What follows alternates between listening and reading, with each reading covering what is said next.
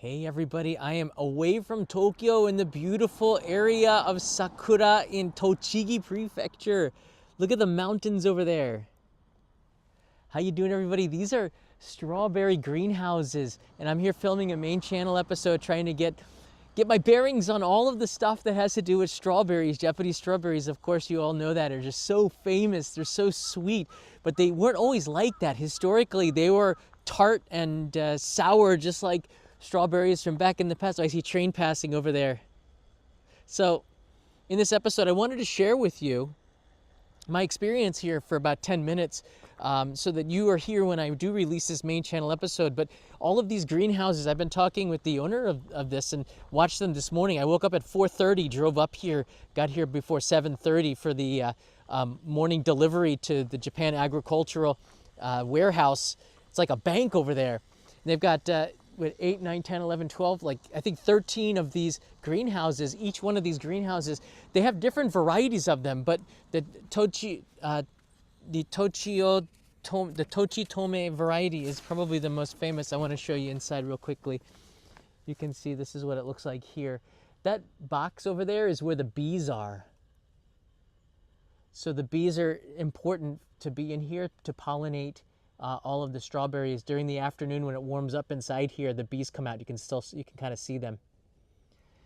But the variety of the strawberries, I think this is a Tochiotome. Tochi meaning Tochigi, the area, the variety of it, and they're massive. There's a couple of them right there.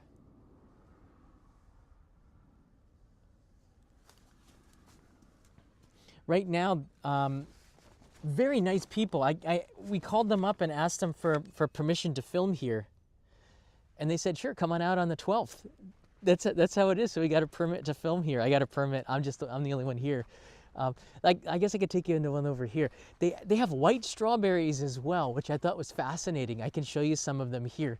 The greenhouse is open. But I get a chance to try it. They also have one called Skyberry. It was almost as big as a baseball. I put it in the palm of my, I put 2 of them in the palm of my hand. I could just barely fit 2. You can't fit any more than 2 of those. I think they might have some Skyberries in here. Let's take a quick look into, there's a rental car. I came in right there. Take a quick look. Look at this. Do you see it? That's a Skyberry right there. I guess you need a proportion, you need to see just how big it is. That's my hand to give you an idea. That is massive. It is very heavy. The difference with the Skyberry is that the Skyberries are very, very juicy and not as sweet. So it's almost like drinking a drink. You feel very satisfied, like a strawberry drink to it. It's so good. It's so huge. I think in the pack, usually they put, 8 of them in there. You can only put 5 barely in the same pack. It smells so good in here as well. They're right now packing. I get a chance to go in there and watch them do their thing. The thing that I'm most impressed with, and this will be in the episode, is that the farmers do this all themselves. I thought it would go into they bring the raw material into some warehouse and then they have staff that sorts it all. That's not the case. The farmers do that themselves. There's the Milky Berry, which is a variety of white strawberry here in Tochigi. I thought that was fascinating, and it smells so good. Each one is perfect. They take a lot of detail in making it look so perfect, and they're hand packed. I didn't realize that. So to me, now when I go to the supermarket, I'm going to have a lot more appreciation for how beautifully they're packed in these plastic containers and then shipped out. Now they ship a lot of this stuff to people for online orders, but this morning we took a shipment to the JA, which is the co-op for shipment. Look at the beautiful packaging. Japanese customers are probably the most finicky of them all. So you can see that it has to look really beautiful. He's got a brush and tweezers so to make sure if they find any flaws, if they can try to fix it up. If not, there's a bucket over there where they put the ones that don't work, and I guess they make jam out of it or something. Thought that was really cool. You can see this is the Skyberry. Look how massive that is. That one looks okay. Some of them are really symmetrical, but I think it's more about just having a volume of it. But I really did like this guy. It says here it's a Tochi Actually, that was a different variety. The skyberries are really good. I can show you the white strawberries here. This is the milky berry. Here's one right here.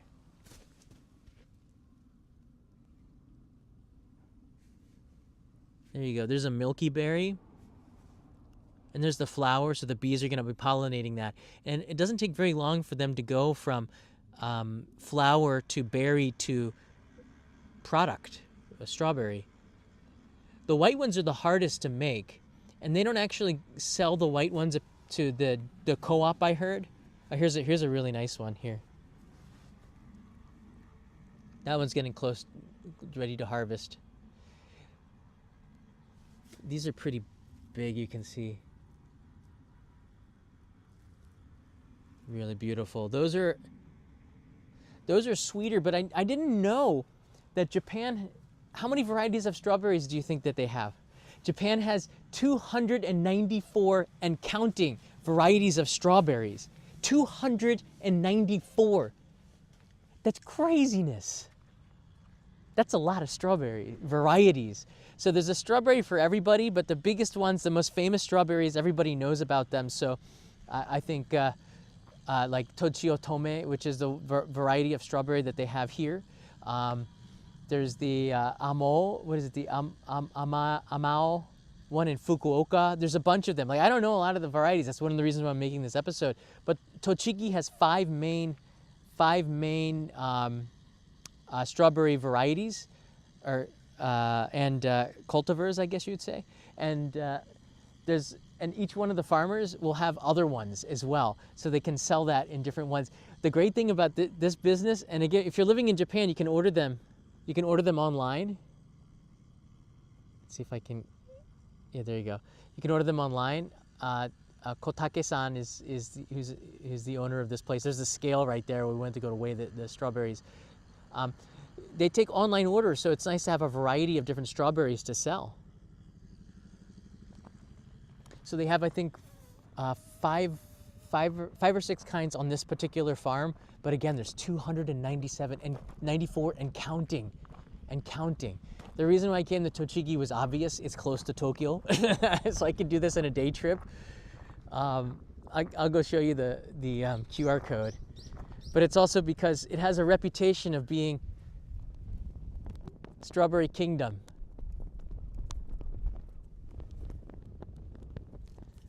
So there you go. I thought this was fascinating, so you get a chance to look into it. They're not that expensive, but it's going to be more expensive than in your own country, probably.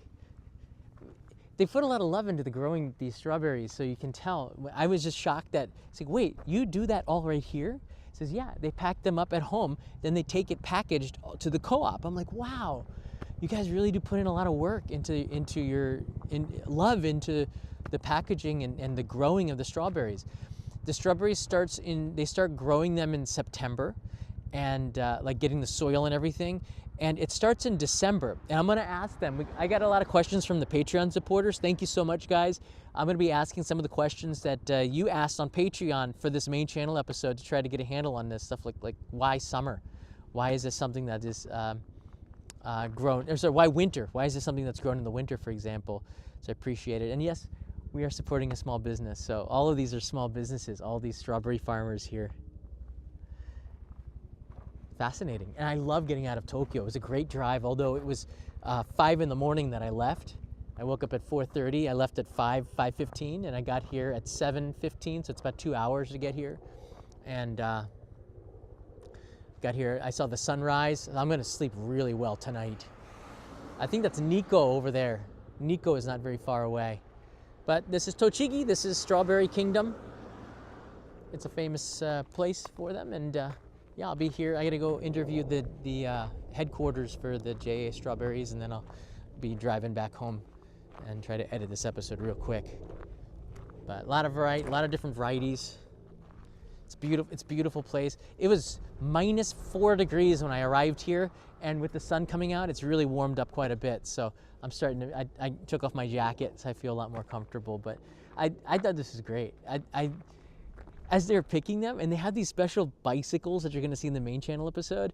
They had these like bicycles that go down the lane of it to protect the sides of it. I thought that was fascinating, and a grid would so you don't have to bend over. You're already sitting on the bicycle that kind of wheels down the lines of the strawberry greenhouses. That's genius to do it. But to get a chance to see how Japan grows strawberries and grows different fruits, I think it's great for you guys to see that, because it's a chance for you to see Japanese culture in action. So let's go over here. I'll be sending the postcards, UFO Bob. Your postcard's getting sent tomorrow.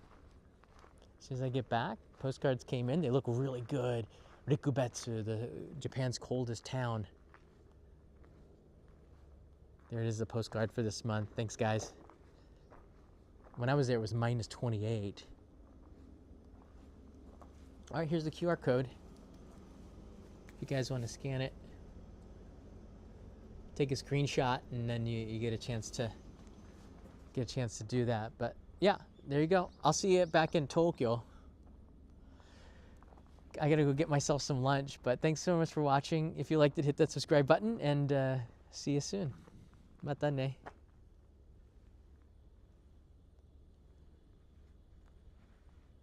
Just a little bit of a nugget from the Japanese countryside. I'm glad I came.